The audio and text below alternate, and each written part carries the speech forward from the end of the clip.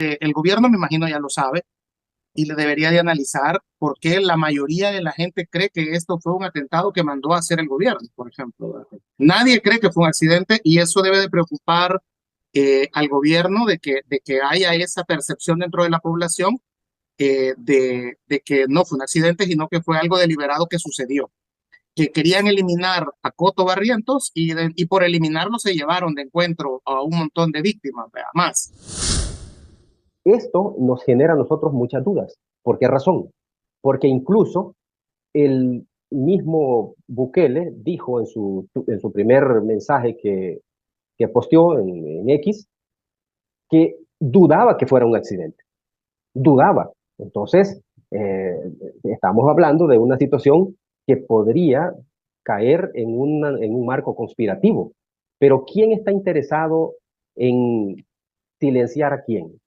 Esa es la gran pregunta que nosotros, por el momento, la estamos analizando, estamos viendo todos los elementos y todo apunta a Manuel Cotto. ¿Verdad? Todo apunta hacia él.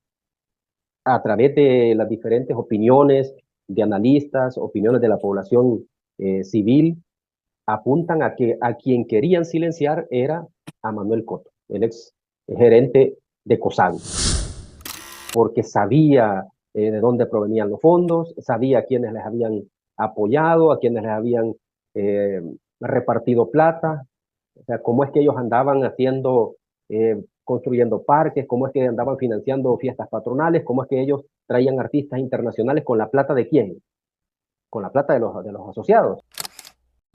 Y los ¿Ya? daños colaterales, Marvin, Correcto, exactamente, ese es el otro ¿no te punto. parece mucho daño Eh, eh, colateral? sí, es demasiado, o sea, el precio es demasiado, demasiado en vidas humanas, ¿verdad? Porque ahí hay gente que no debía estar ahí, para empezar. Si esta persona era reclamado internacionalmente a través de una difusión roja, ¿quiénes tendrían que haber ido? Gente de Interpol y gente de la Fiscalía. Ellos son los que tendrían que haber estado ahí, no el director de la policía. ¿Qué andaba haciendo él ahí? ¿Qué andaba haciendo el subdirector de áreas especializadas operativas? ¿Qué andaba haciendo el subdirector de investigaciones? Ellos no Y, tendrían que haber ido para empezar, ¿verdad? Sino que tendría que haber ido la comisión que compete realizar ese tipo de acciones como se ha hecho en otras ocasiones. la cúpula policial llega a la frontera de Amatillo por tierra. El periodista de Canal 10 también llegan por tierra. ¿Qué es lo que sucede? Que hace de que aborden un helicóptero, que llegue el helicóptero cuando no estaba programado, al parecer, el regreso vía aérea. Alguien del gobierno da la orden para que el helicóptero despegue de forma prematura, desorganizada, rápida, hacia el Amatillo a traer a estas personas. ¿Quién dio esa orden? ¿Por qué la Fuerza Aérea permite que alguien le dé una orden sin considerar las cuestiones técnicas?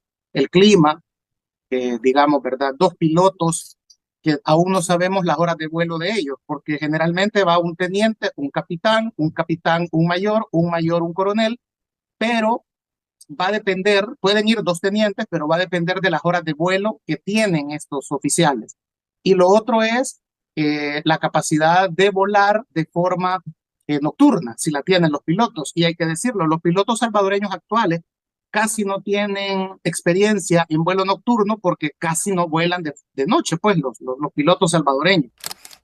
Viendo las fotos de los cadáveres que se han tenido, Que han eh, circulado.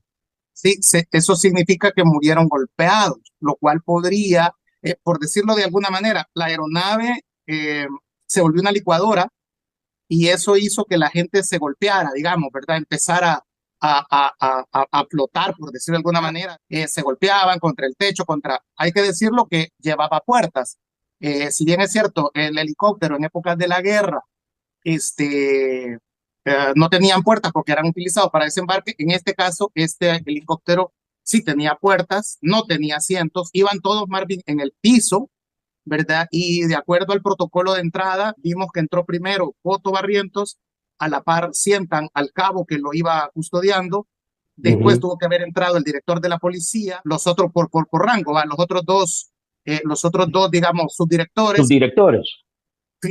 finalmente Sí, al centro, el camarógrafo de Canal 10, y los dos pilotos que ya estaban adentro, ¿verdad? Que conduciendo la aeronave, y quien cierra las puertas es el técnico mecánico que también iba ahí. O sea, entiendo que esa fue la... Bien, Entonces, cuando iba para bien. abajo, perdón, Mario, cuando iba para abajo, eso provocó porque los cuerpos en la fotografía se ven como bastante golpeados, es decir, más que deshechos, se ven con quebraduras y bastante con moretones, pero como que fueron golpeados, lo cual es normal, me explican, por lo que sucede cuando el aparato va para abajo, empieza todo el mundo a rebotar adentro de la aeronave.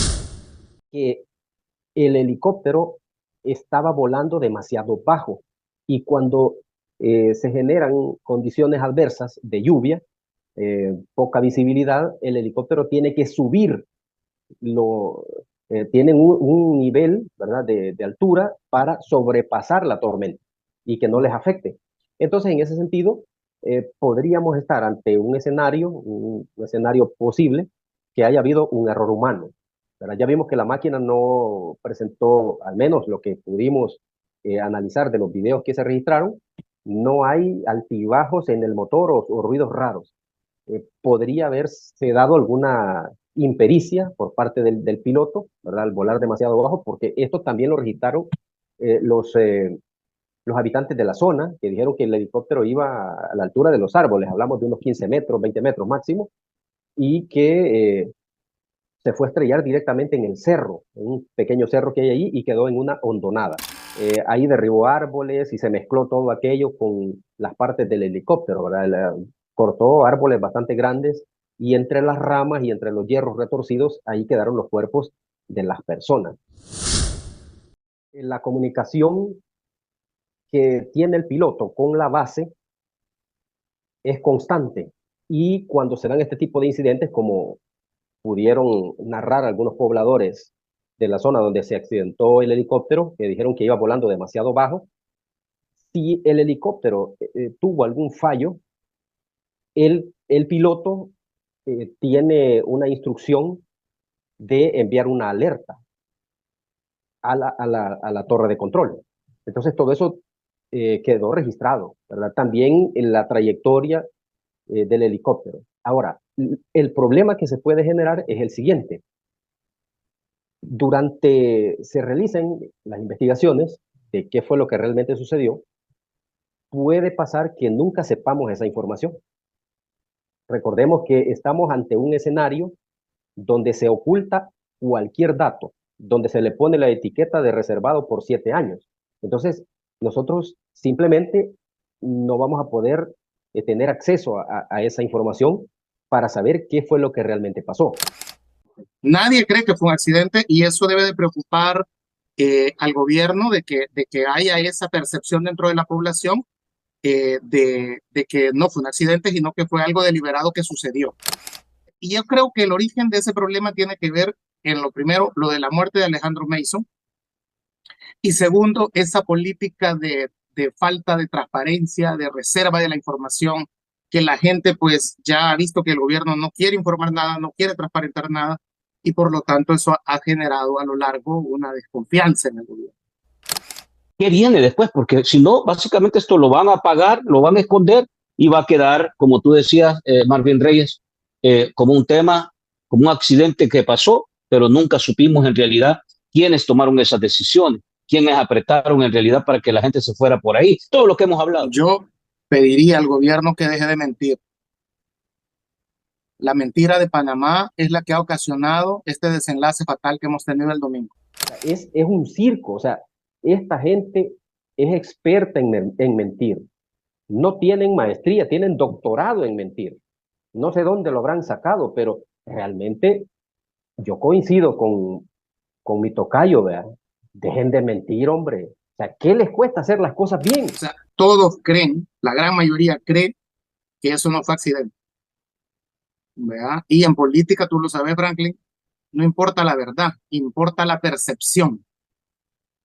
Y la gente percibe que los mandaron a matar. Se establece que cuando alguien empieza a mentir, necesita de otras mentiras para ir cubriendo la primera que dijo y ahí se va metiendo y después no puede dejar de mentir. No puede. Entonces esto es lo que les ha pasado a ellos. No pudieron dejar de mentir nunca y lo siguen haciendo. El despegue económico, el país de primer mundo, o sea, las 5.000 escuelas, o sea, todo es mentira. Todo, la modernización de la policía, todo es una mentira. Al gobierno ya no se le pueden estar muriendo los presos. No puede ser que si nos capturan, morimos ahí, pues, sin juicio, de manera arbitraria y sin que haya responsables de nada, que es lo más grave todavía, que es el gran daño que se le está haciendo a este país,